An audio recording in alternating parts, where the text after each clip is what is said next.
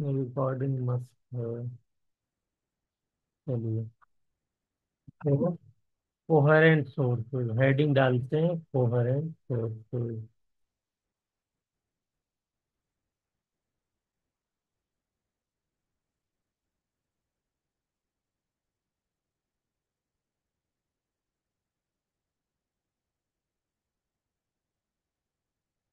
क्या होते हैं कोहेरेंट सोर्स?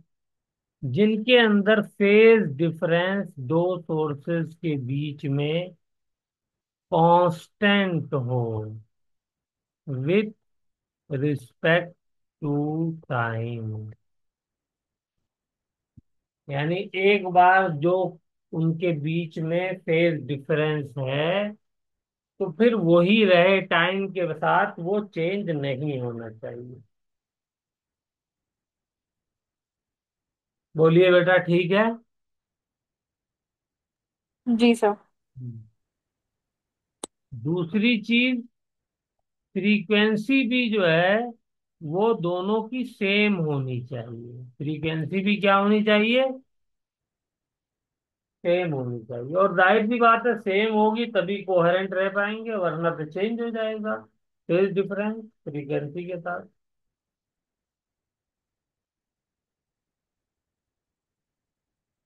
ओके। जी सर। हम्म।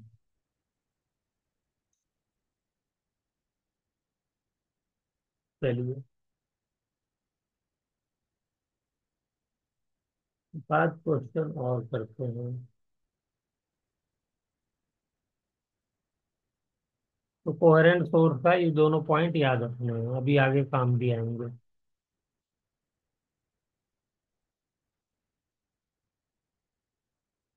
क्वेश्चन कह रहा है, which of the following is false for interference of light?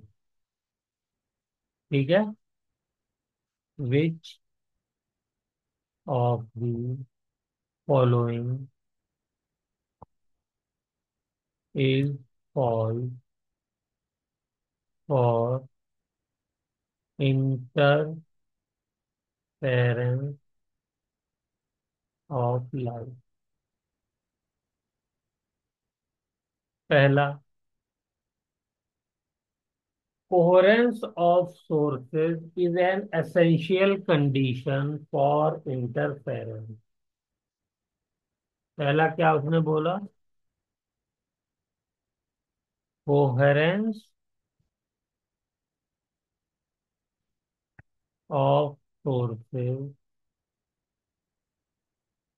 is an essential condition for interference। तो ये वाली बेटा कंडीशन, ये ट्रू स्टेटमेंट है। अगर कोहेरेंट सोर्स नहीं है तो आपको इंटरफेरेंस नहीं मिलेगा। ठीक है। जी सर। दूसरा स्टेटमेंट, मिनिमा ऑफ इंटरफेरेंस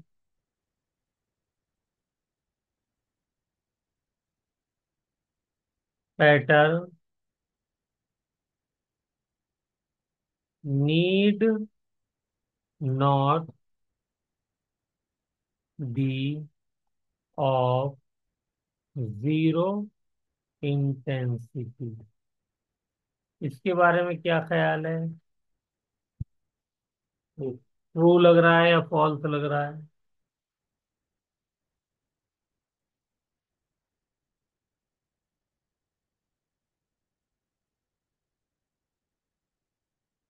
बोलिए बेटा, क्या समझ में आ रहा है?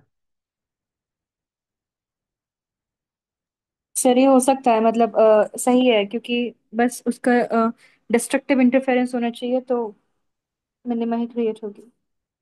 ये कह रहा है कि मिनिमा के लिए जरूरी नहीं है कि जीरो इंटेंसिटी हो, यानी बिल्कुल डार्क फ्रिंज बने। तो ये बात सही है। भाई दोनों का एम्पलीट्यूड सेम होगा, इंटेंसिटी सेम होगी, तभी तो एक दूसरे को कैंसिल करके डार्क बनाएंगे। और अगर अलग जी अलग सर। इंटेंसिटी की हुई तो क्या करेंगे, तो जीरो थोड़ी कर देंगे। तो जो ज्यादा इंटेंसिटी वाली होगी उसके अकॉर्डिंग से बन जाएगा। बोलिए। जी सर। सेम इंटेंसिटी होगी तब डार्क हो पाएगा ना।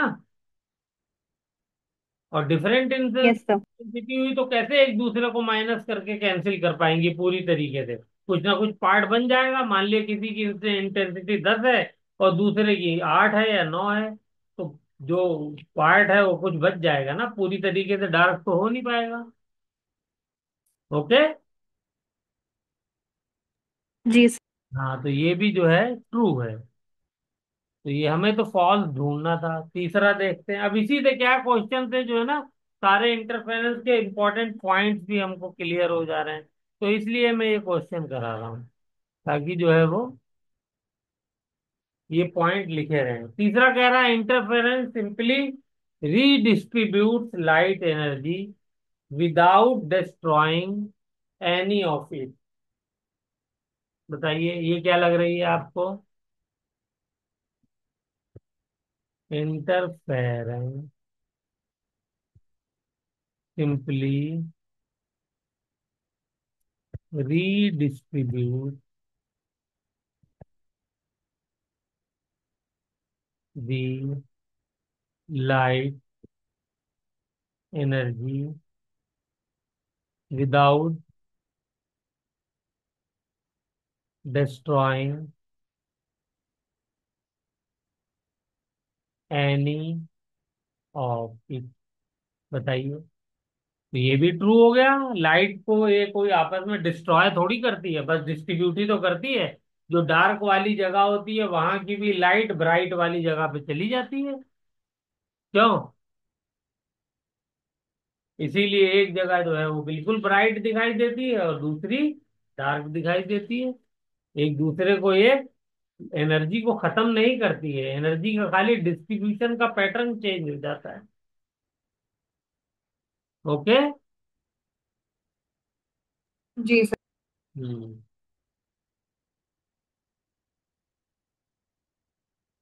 अच्छे से समझ में आ गया।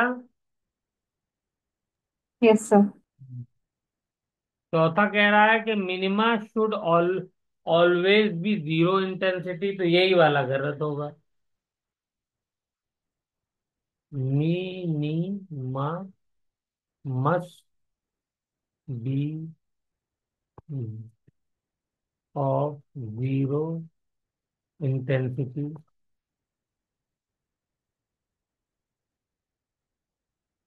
तो ये फॉल्स हो जाए। ऐसा है ही नहीं पॉसिबल कि हमेशा जीरो हो। वो तो एम्पलीट्यूड के ऊपर डिपेंड करता है। एम्पलीट्यूड सेम होगा तो मिनिमम जीरो होगा। ठीक है ना। एम्पलीट्यूड डिफरेंट यस हो, सर। मिनिमम डिफरेंट, जीरो होगा ही नहीं। हो गया ये वाला क्वेश्चन भी। Yes sir. हम्म। चलिए।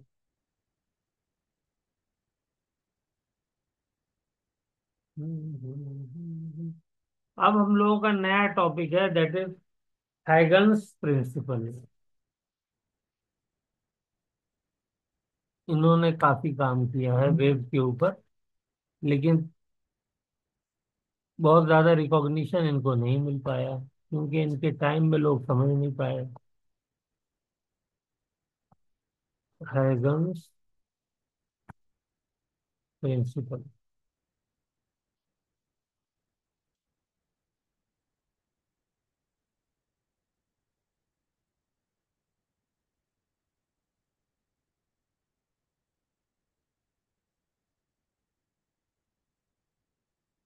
इन्होंने क्या कहा।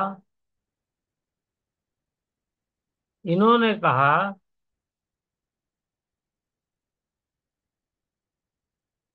फॉर ए पॉइंट सोर्स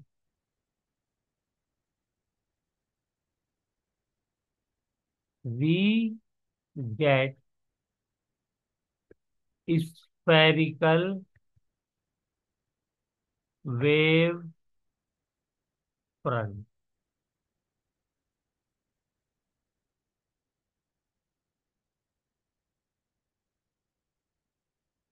क्या मतलब हुआ इसका? इसका मतलब ये हुआ, जैसे चार्ज आपने देखा था, कोई पॉइंट चार्ज लेंगे तो आपको क्या मिलता था उससे? स्फेरिकल। बोलिए क्या मिलता था?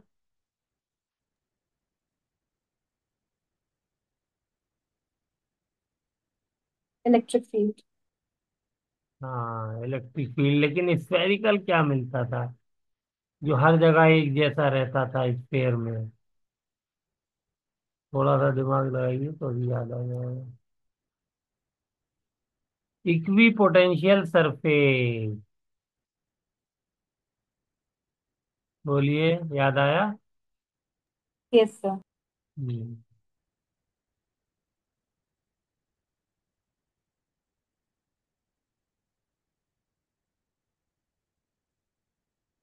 मान लीजिए पॉइंट है, मेरा पॉइंट सोर्स है सेंटर में, तो इससे क्या मिला? ये स्फेरिकल हमको वेव फ्रंट मिल गया। अब इसका हर पॉइंट, एवरी पॉइंट,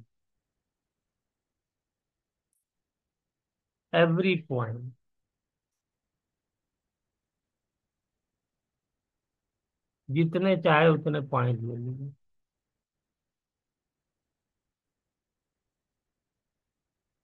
ये अब एक और वेव फ्रंट बनाएंगे, उसको हम कहेंगे सेकेंडरी वेव फ्रंट। जैसे मान लो ये वाला ले लेता हूँ एक, तो ये बनाएगा एक वेव, ऐसे वेव फ्रंट बनाते चले जाएंगे।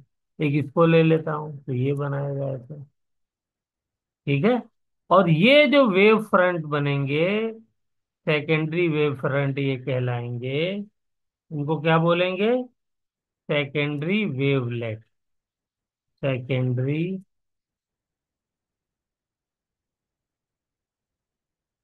वेवलेट। ये जो होते हैं सेकेंडरी वेवलेट, ये ही कोहेरेंट सोर्स बनते हैं, कोहेरेंट सोर्स। बात आ रही समझ में? और कोहेरेंट सोर्स के लिए क्या होना चाहिए? फेज डिफरेंस कांस्टेंट होना चाहिए, तो इनका फेज डिफरेंस कांस्टेंट रहेगा। फ्रीक्वेंसी सेम होनी चाहिए, तो फ्रीक्वेंसी इनकी सेम रहेगी। ठीक है। तो वेव यस सर। फ्रंट के बारे में अगर हमसे पूछ ले कि what is wave front, wave front, तो इसकी एक लाइन में डेफिनेशन हम लिख सकते हैं। It is the locus of points points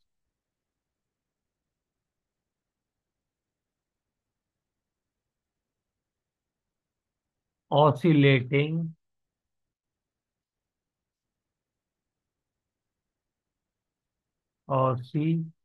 oscillating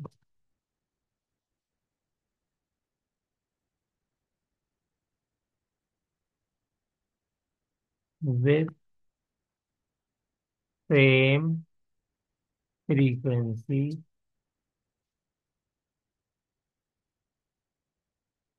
frequency and zero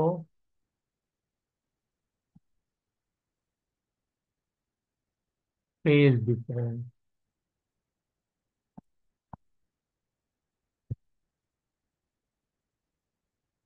ठीक है। तो ये जो वेव फ्रंट है, इसके जितने भी पॉइंट्स हैं, वो सब के सब क्या हैं? वो सब के सब ऑसिलेट कर रहे हैं सेम फ्रीक्वेंसी के साथ, और जीरो फेज डिफरेंस के साथ। इसीलिए तो कोहेरेंट सोर्स है वो। और फिर उनसे आगे वेव फ्रंट बनेगा, फिर उसके बाद उससे आगे आप स्फीयर बना लोगे, तो उससे आगे टर्शरी वेव फ्रंट बन जाएगा। ठीक है। तो सिर्फ आप सेकेंडरी याद रखिए, इसी से काम चल जाएगा हमारा। इसमें कोई बात पूछनी हो तो पूछ लीजिए, वरना आगे चले। Clear sir. चलिए क्लियर है तो आगे चलते हैं। अच्छा, इसमें एक बात और लिखवा देता हूँ। इन दिस वेव फ्रंट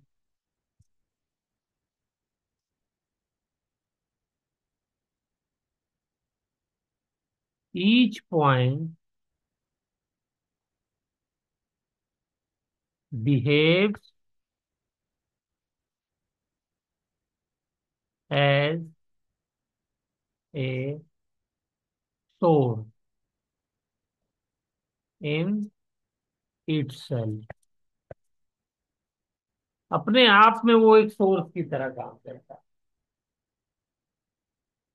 समझ में आई बात?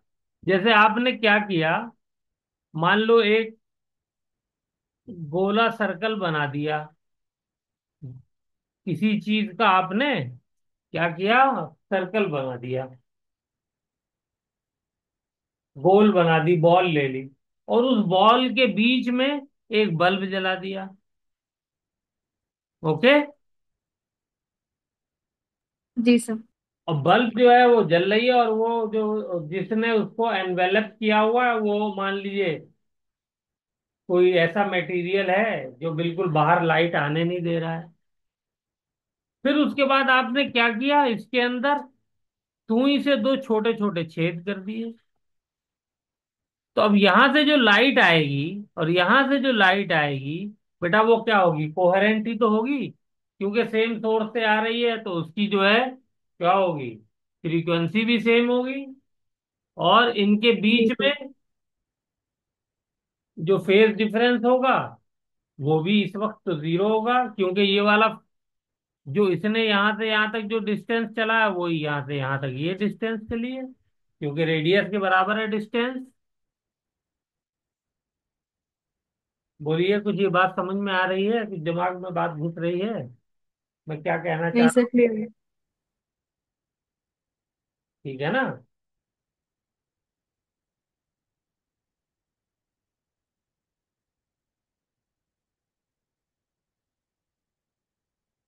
और ये वेव फ्रंट जो है वो डिपेंड करता है कि हमारा सोर्स ऑफ लाइट कैसा है। जैसे पोटेंशियल सरफेस जो था, इक्वी पोटेंशियल सरफेस, वो कैसा कैसा हमने पढ़ा था, स्फेरिकल भी पढ़ा था और सिलेंड्रिकल भी पढ़ा था। ठीक है ना? अगर हमारी जो है चार्ज पॉइंट चार्ज है तो वो स्फेरिकल हो जाएगा, या स्फेरिकल चार्ज है तो भी स्फेरिकल रहेगा। लेकिन अगर लीनियर चार्ज थी वायर, तो उससे जो क्या कहते हैं, वो इक्विपोटेंशियल सरफेस बन रहा था, वो कैसा बन रहा था, सिलेंड्रिकल बन रहा था ना। जी सर। हाँ। तो यहाँ पर भी जो है वेव फ्रंट स्फेरिकल भी हो सकता है, सिलेंड्रिकल भी हो सकता है। मान लिए लाइट सोर्स कोई मेरा ऐसा है, कैसा, इस तरीके का है, लीनियर लाइट सोर्स है,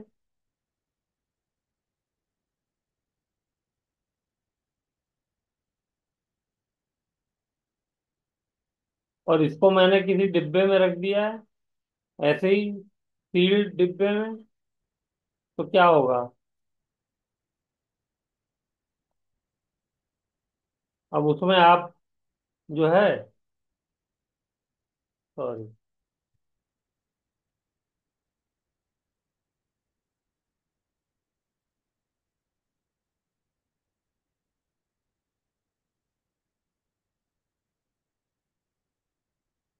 इससे जो वेव फ्रंट निकलेंगे वो कैसे निकलेंगे, वो ऐसे ही तो लीनियर तो निकलेंगे ऐसे। बोलिए, लीनियर सोर्स है तो लीनियर वेव फ्रंट निकलेंगे। तो इनको बोलते हैं plane wave front, plane wave front.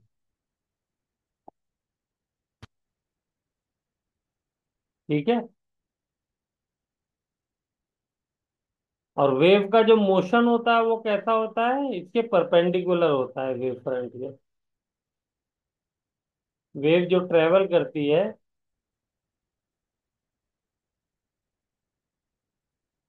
ठीक है, परपेंडिकुलर टू वेव फ्रंट। तो अगर स्फेरिकल वेव फ्रंट है तो बताइए क्या हो जाएगा, कैसे मूव करेगी। मान लो ये पॉइंट सोर्स है, वेव फ्रंट कैसा बनेगा, ऐसा बनेगा। अगला वाला कैसा बनेगा, ऐसा। उससे अगला कैसा बनेगा, ऐसा। उससे अगला कैसा बनेगा, ऐसा। बोलिए बेटा। तो इसका मोशन कैसा होगा? जैसे इलेक्ट्रिक फील्ड का होता है, रेडियली। होगा नहीं होगा? जी सर। हम्म,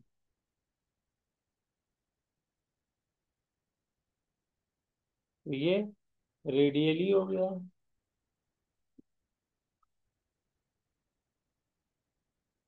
रेडियल।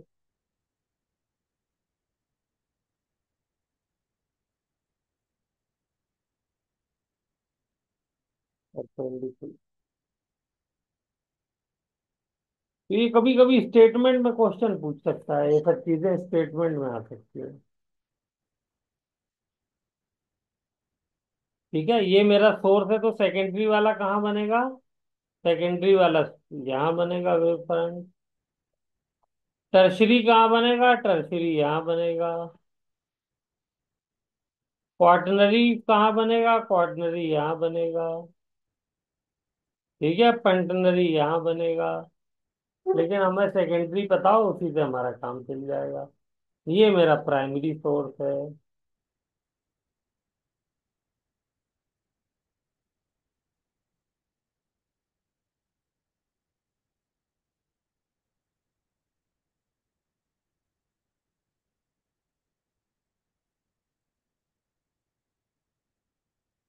तो ये अगर थोड़ा सा वेव फ्रंट हाइगेंस प्रिंसिपल समझ में आ गया तो आगे चलते हैं। ठीक है। क्लियर है। यस। और कोहेरेंट सोर्स हमको इसी के जरिए से ज्यादा अच्छे मिलते हैं। हम चाहें कि दो डिफरेंट लाइट को यूज करके हम कोहेरेंट सोर्स बनाएं, तो उससे जो है प्रैक्टिकली आपको कोहेरेंट सोर्स मिल नहीं पाता है। सिंगल लाइट लीजिए, उसको कहीं पे एनक्लोज कर दीजिए, उसमें दो छोटे छोटे सुराख कर दीजिए, तो उससे आपको जो है कोहेरेंट सोर्स अच्छा मिल जाता है। ओके। चलिए, अब नेक्स्ट टॉपिक है हमारा, that is Young's double slit experiment.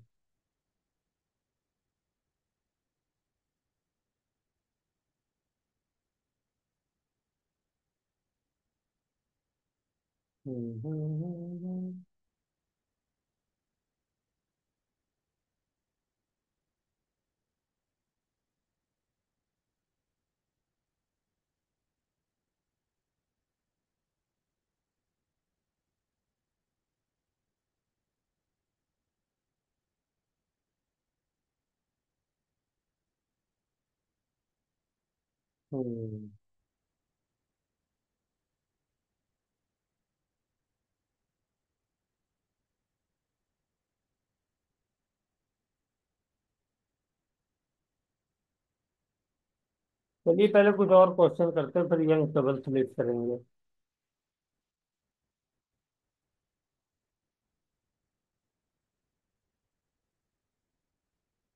एक क्वेश्चन है।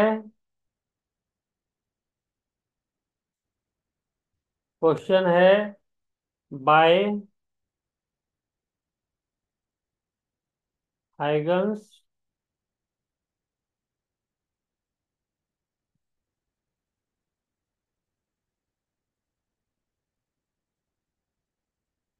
Wave theory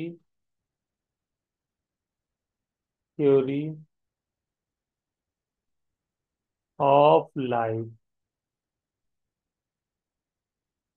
we can not explain the phenomena of. कौन सा फिनोमिना हम लोग एक्सप्लेन नहीं कर सकते हैं।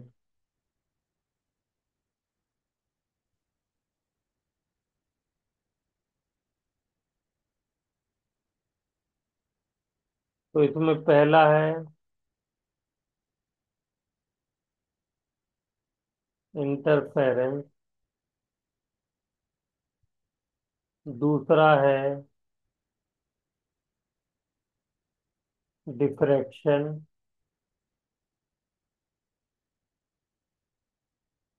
तीसरा है पोलराइजेशन,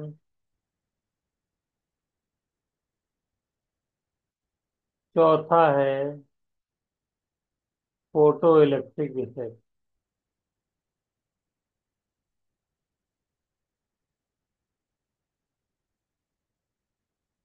ये आप भी लिख रही हैं बेटा साथ के साथ? जी सर। तो इसमें से कौन सा वाला जो फिनोमिना है वो हैगन्स वेव थ्योरी के जरिए से एक्सप्लेन नहीं किया जा सकता? तो फोटो इलेक्ट्रिक इफेक्ट नहीं किया जा सकता, ये वाला। क्योंकि फोटो इलेक्ट्रिक इफेक्ट जो है ये कौन सा लाइट का बिहेवियर शो करता है? ये पार्टिकल नेचर शो करता है, particle.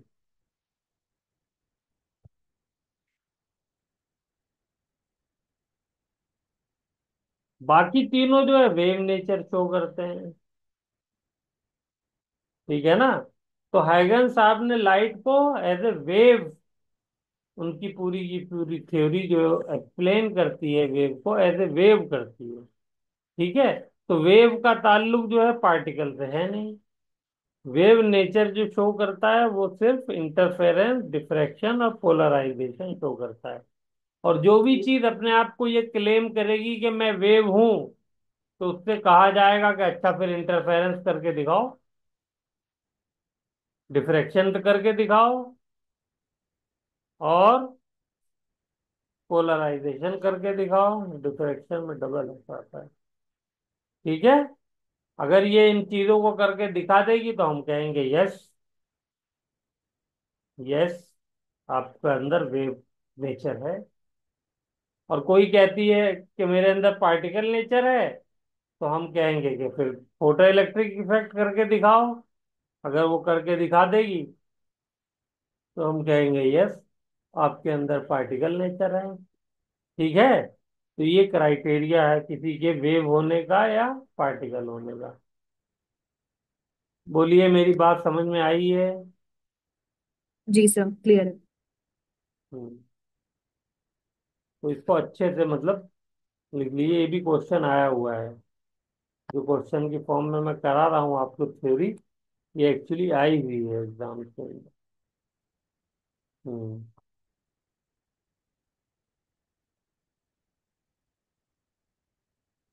Question number 2, phenomena of interference is shown by a longitudinal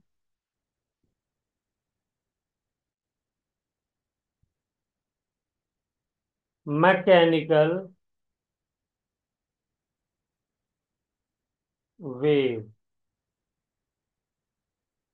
only.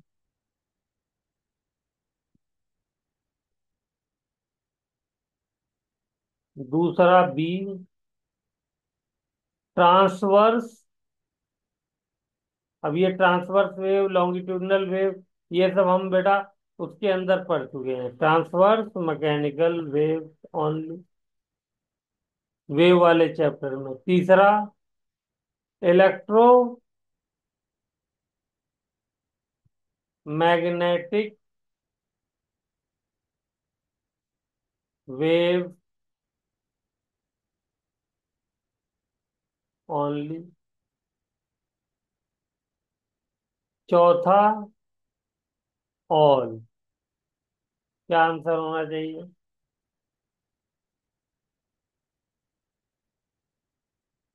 तो बेटा इंटरफेरेंस वेव फिनोमिना है, तो जो भी वेव होगी वो ये शो करेगी, चाहे वो ट्रांसवर्स हो, चाहे लॉन्गिट्यूडनल हो, चाहे इलेक्ट्रोमैग्नेटिक हो। ठीक है, तो इसका आंसर क्या हो जाएगा? ऑल। Okay sir. ओके। हम्म।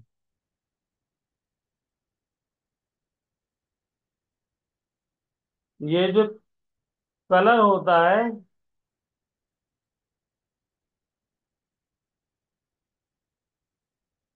जो आप देखती होगी कभी कभी ऑयल कहीं पर फैला हुआ हो तो देखती होगी उसके ऊपर कलर दिखाई देता है लाइट के अंदर।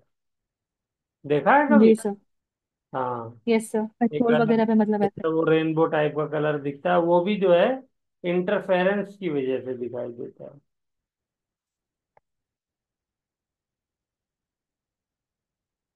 ठीक है, चलिए एक क्वेश्चन और करते हैं।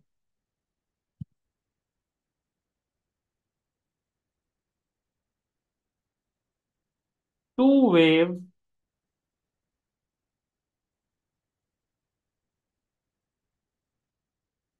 y1 is equal to a sin omega t and y2 is equal to a cos omega T. ये दो वेव हैं, इसमें बताइए दोनों में क्या डिफरेंस है।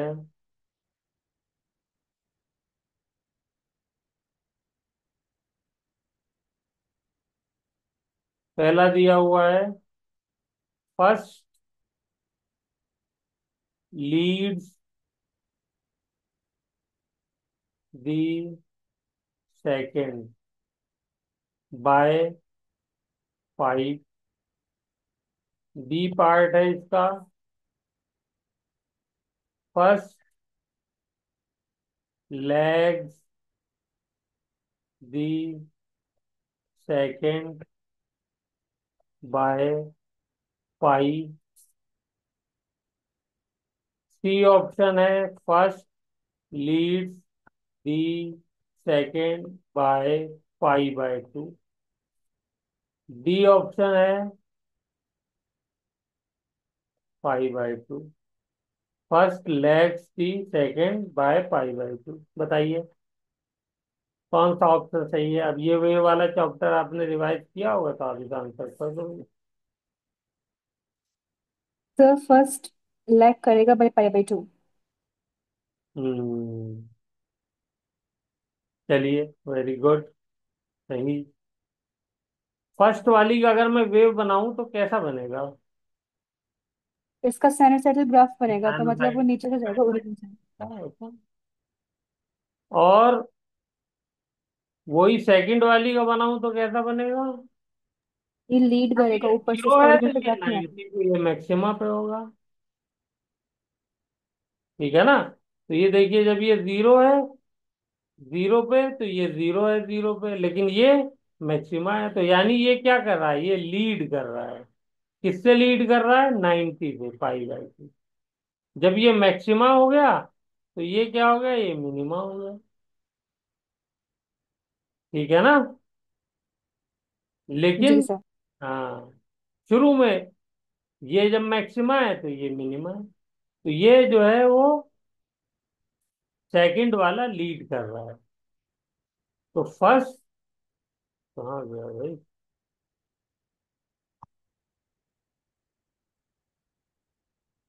हम्म, तो इसका आंसर क्या हो जाएगा? First lags the second by 5/2, ये वाला आंसर। ऑप्शन 4। ठीक है ना? गुड। यानी इन दोनों में कितने का फेज, अगर पूछे पूछा जाए फेज डिफरेंस कितने का है, पाई कितने का है, तो पाई/2। Pi by 2।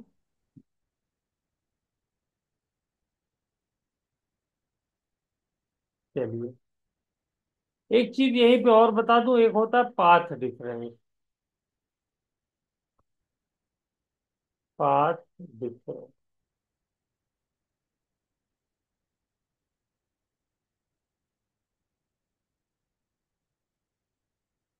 मान लीजिए एक मेरा सोर्स ये है और एक सोर्स ये है। इसका नाम दे दिया S1 है, इसका नाम दे दिया S2 है। और मान लीजिए इस वाले पॉइंट पे मुझे इस लाइट को मुझे ऑब्जर्व करना है। तो जब S1 से लाइट यहां पहुंची, तो इसने डिस्टेंस कवर किया, मान लेते हैं 50 मीटर।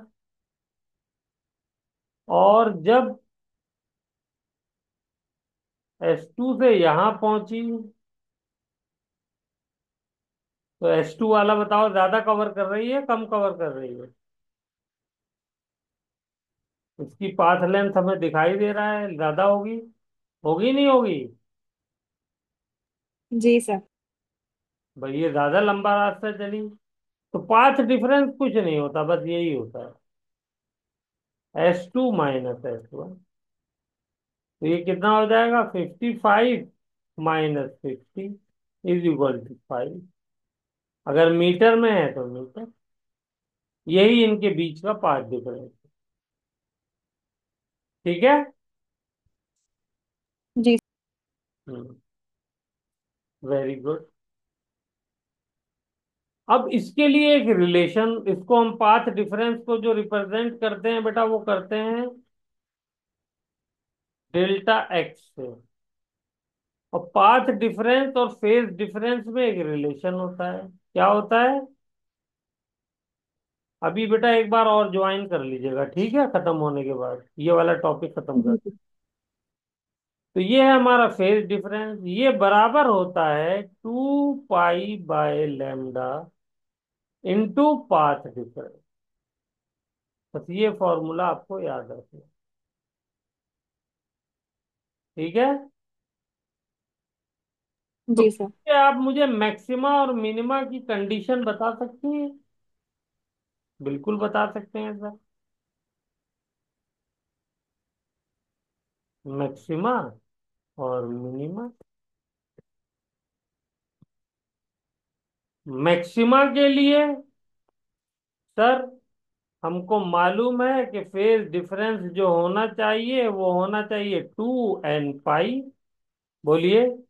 और मिनिमा के जी लिए सर। फेज डिफरेंस कितना होना चाहिए? 2n - 1 इंटू पाई। बोलो बेटा, यही सीखा था हमने। जी सर। अगर मैं पाई की जगह ये वाली वैल्यू रख दूं, ठीक है, तो क्या हो जाएगा? 2n pi is equal to, बोलिए, 2 पाई/लैम्डा इंटू डेल्टा एक्स। और यहाँ पे क्या हो जाएगा? 2n - 1 into pi is equal to 2 pi lambda into delta x. तो यहाँ से डेल्टा एक्स की वैल्यू दोनों जगह से बताइए क्या क्या आ जाएगी? पाई से पाई कट गया, 2 से 2 कट गया। तो लैम्डा की टर्म्स में डेल्टा एक्स क्या आ जाएगा? Delta x will be n lambda. और यहाँ पे पाई से पाई कट जाएगा, तो delta x will be equal to, बोलिए क्या हो जाएगा? 2n -